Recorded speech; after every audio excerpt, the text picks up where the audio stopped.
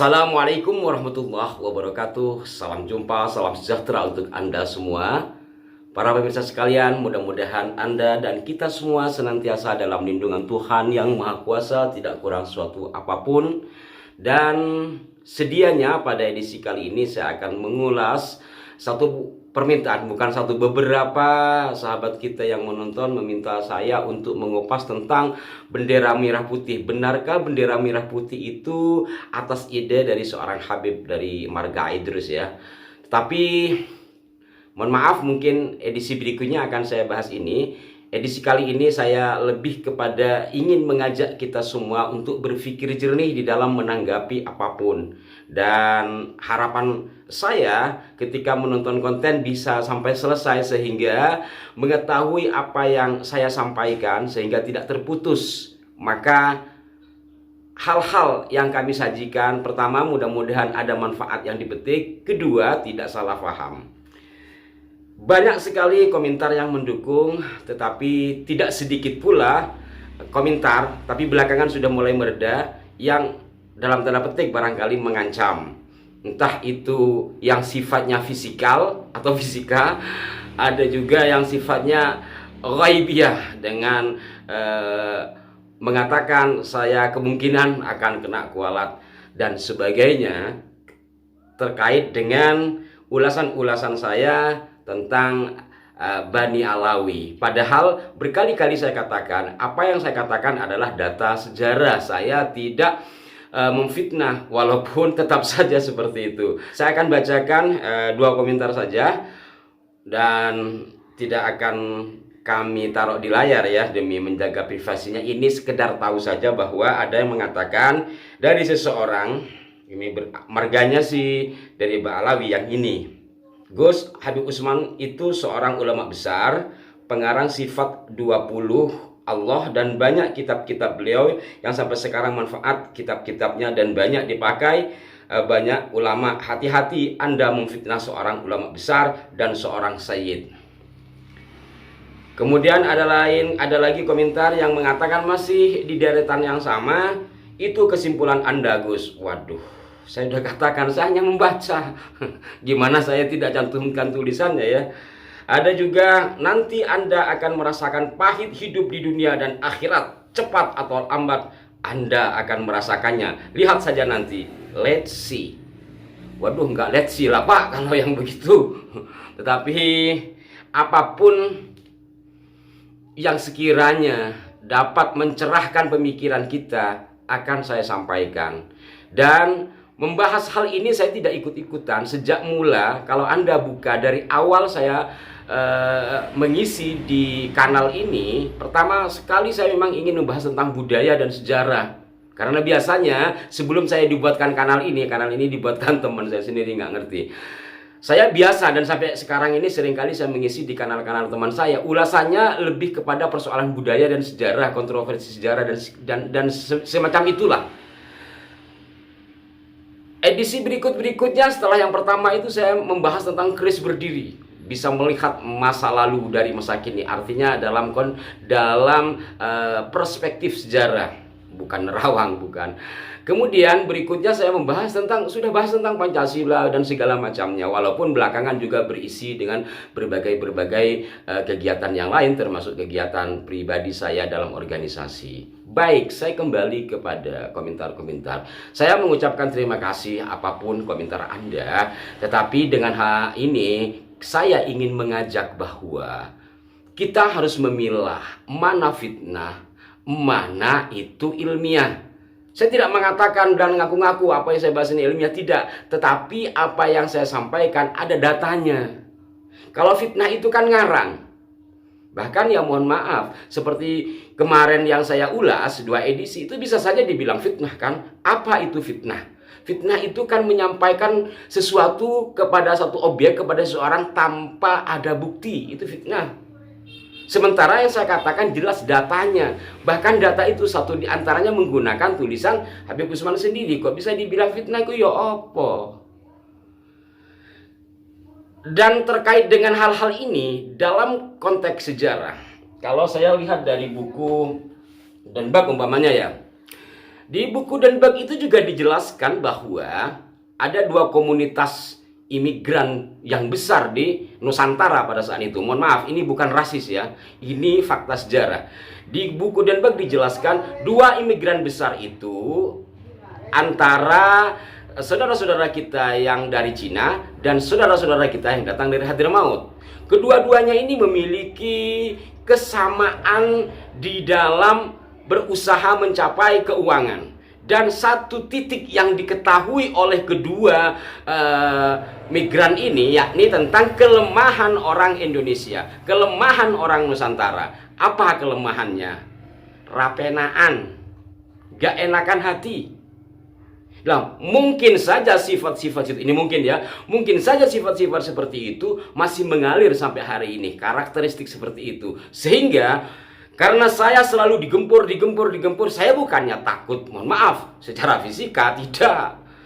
Ini kan kita nggak pernah bertemu, ada pun bertemu ya urusannya kalau yang seperti itu kan antara menang dan kalah. Perkara kalah itu ya nasib gitu.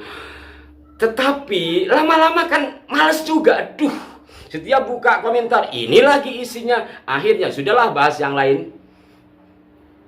Yang ini disebut apa? Ghazul fikri ya. Apa perang mental, perang pikiran. Kita dijejali sehingga kita sendiri daripada ribet. Akhirnya sudahlah bahas yang asik-asik aja. Mungkin saya tidak menuduh, nanti dibilang fitnah lagi. Dan ada juga dulu saya 2 kali membahas di kanal sahabat saya, satu diantaranya juga membahas di kanal ini. Ketika saya bahas Mbah Priyo, sesuai data, saya tidak ngarang, saya perlihatkan ada 2 buku. Satu buku yang diterbitkan oleh pihak makam Mbah Priyo, yang satu lagi buku hasil penelitian dari 15 ahli yang di dalamnya juga ada habaib. Saya katakan sesuai dengan yang ada di buku, saya baca. Tetap saja saya disalahkan dan ada ancaman saya akan dikarungin. Subhanallah.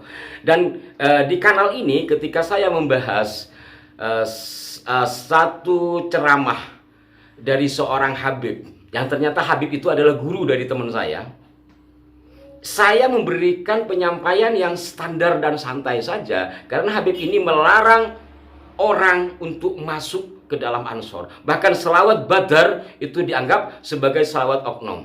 Sekedar mengingat kembali, kita simak.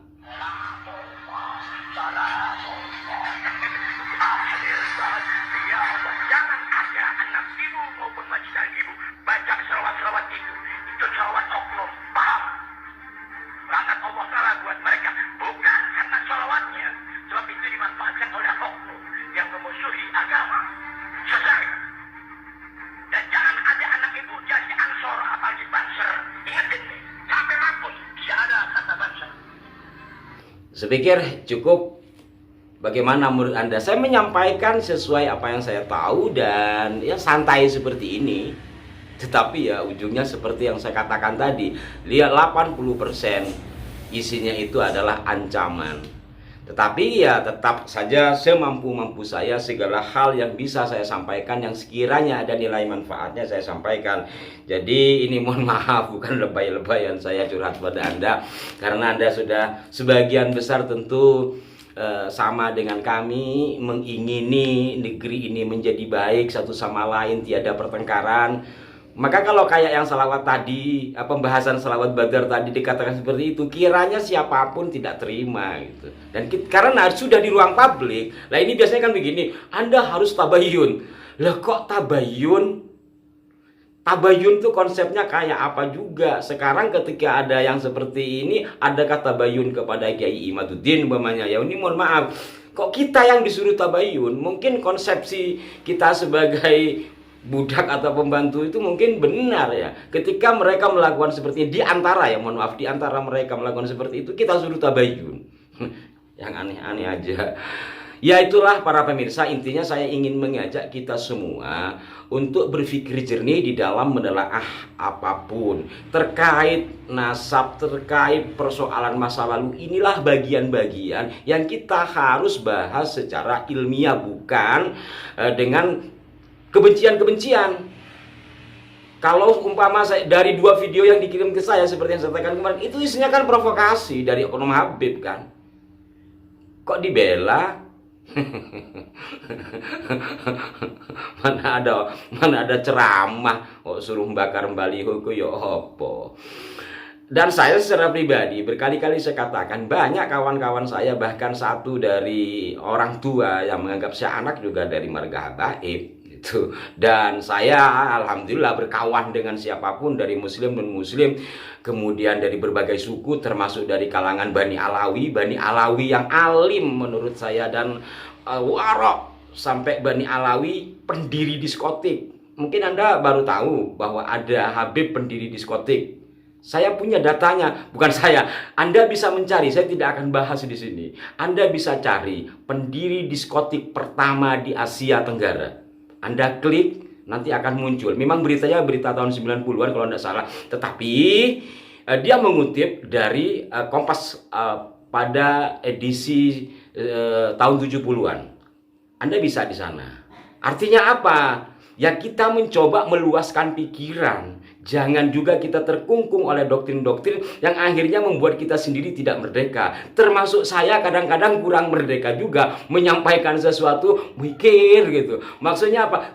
Bukan urusan pertengkarannya yang secara fisik, bukan itu yang mohon maaf jangan sampai terjadi. Tetapi lama-lama ya kayak sejarah tadi, Rena itu tiap hari dijejali oleh itu. Ya, para pemirsa, saudaraku semua, ini sekedar curhatan. Mudah-mudahan Allah menyelamatkan kita semua, dan saya juga mudah-mudahan terutama Allah bisa menjaga hati saya. Menjaga hati itu sangat berat. Menjaga hati tidak terbersit kebencian kepada objek yang saya bahas. Dan saya selalu berusaha, bahkan berdoa sebelum membuat konten. Saya tidak ingin ada titik atau noktah kebencian di hati ketika membahas siapapun. Jadi saya ingin murni lillahi ta'ala bahwa bahasan ini memang ilmu. Kecuali maunya kepleset-kepleset ya mohon maaf. Itu saja sekedar salam sapa dari saya pada edisi kali ini. Mohon maaf, mohon doanya, dan sampai jumpa. Wassalamualaikum warahmatullahi wabarakatuh.